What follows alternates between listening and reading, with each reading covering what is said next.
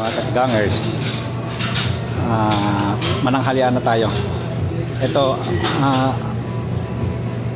Alfredo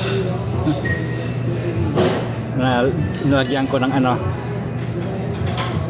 ng ipon sa ibabaw. Tapos kumuha rin ako ng tatlong binola bola. Ayan,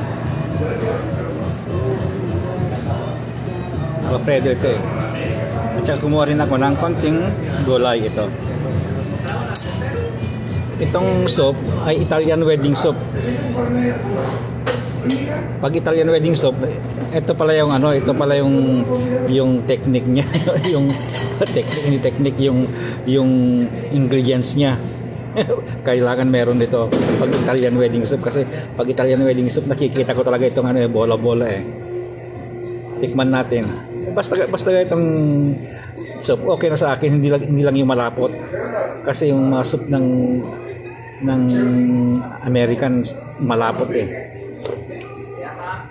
Okay na ito.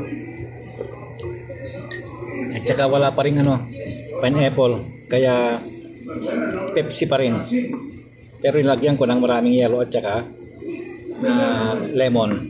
Okay, tama na yan, dal kain na. Bye bye.